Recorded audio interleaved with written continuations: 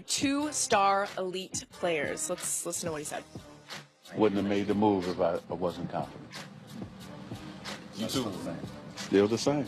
I wouldn't have made the move. I mean, you know, we have got to take the next step.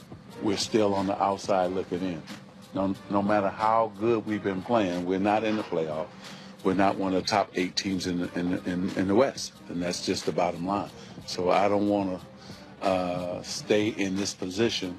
I want to have us be in the playoffs, and the only path to that is to add to the roster we already have.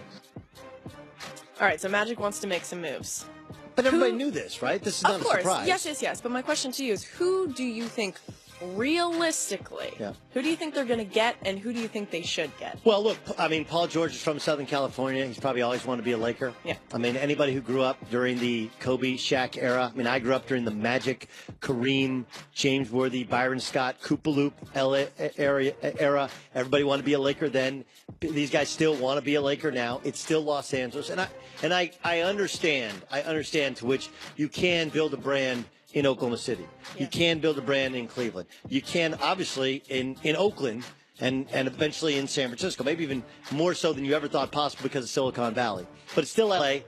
It's still the Staples Center. You're still a Laker. And it means more when you're from there. That's why they think Paul George is a possibility.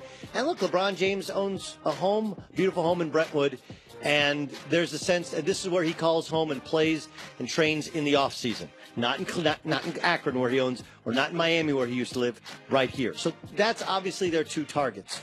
And in the past, Magic has kind of stepped in it by devaluing Clarkson, devaluing Larry Nance, Julius Randle, because everybody knew they wanted to move those old pieces so they clear salary cap room for new pieces. Yeah. So this isn't a surprise. The interesting part is that if they don't get those guys, you have two other L.A. guys in 2019. Klay Thompson, dad played for the Lakers. Dad's a Laker broadcaster forever. And Kawhi Leonard, who grew up in the Inland Empire in Riverside. You grow up here, you want to return here. Yeah. And so those are their targets. Are there other viable candidates? Sure. Right. Especially when you can take on salaries. Will Anthony Davis stay in New Orleans his entire career? Somebody's going to try and make a move to get Anthony Davis. You look around, I mean, DeMarcus Cousins was a guy that maybe he calls this home. Of course, he's coming off an Achilles tendon tear, so I don't think they get into the DeMarcus Cousins stakes in the offseason. There are other potentials, but everybody knows, I think it's no secret, their target, Paul George, LeBron James, along with the young talent they have.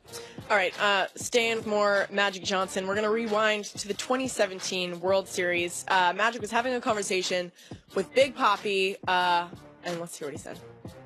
Nobody's watching, nobody needs to know. What are you going to take to bring LeBron to the Lakers? I'll pay the fine.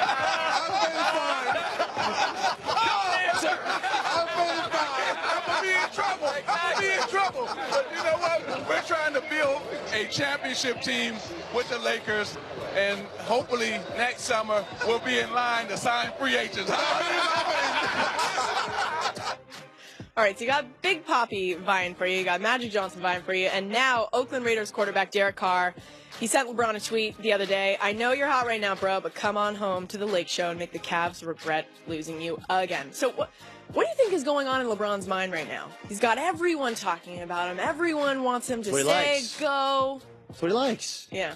He loves this, right? Who doesn't love being talked about, and who doesn't love being loved, being wanted? Of course. And remember, like, he was recruited to college, but he never played. Everybody knew he wasn't going to play in college.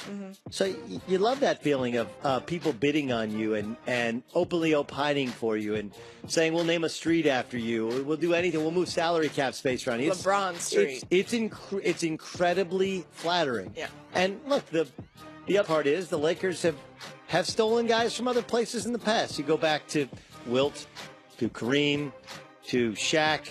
Heck, even Magic was a trade with the New Orleans Jazz back in the day. Gail Goodrich, I believe, went back in return.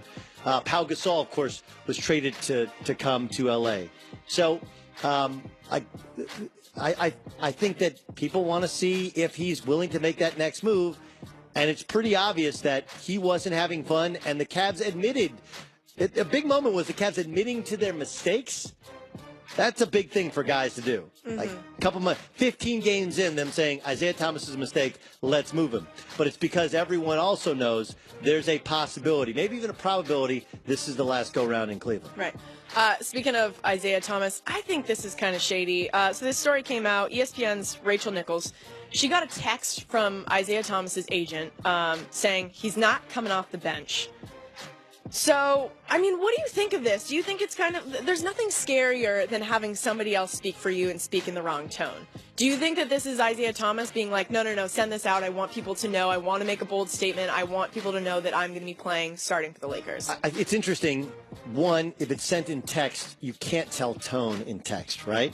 So we don't know if it's I'm not playing or buy me out. Right. Yeah, I'm not coming off the bench or buy me out.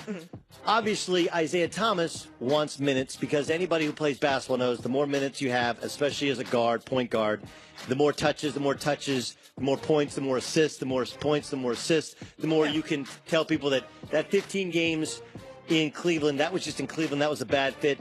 Look with the Lakers. Look what I did with the Celtics. Now I can get that new contract. But this is a massive mistake by his agent. Oh. Massive mistake. Yeah. Okay? I said this last time. Walk quietly, carry a big stick. Come in. I'm going to do whatever it takes. I just want to be a part of this organization. Yeah. They already have their point guard of the future in Lonzo Ball. Matter of fact, Magic and Rob Pelinka said he's our point guard. They're not budging on this. Just be a good soldier. Come in. When you come in off the bench, play the Jordan Clarkson role and try and get buckets and then get a contract elsewhere. I'm not sure if I was, instead of sending that text, okay, this is not helping. This is hurting. And your job as an agent is to be a go-between, is to help things. And instead, you've doubled down and made demands and made it through the media. I think that's a major mistake. Yeah, I agree. That's it. And that's Rachel Bonetta with the news. Well, that's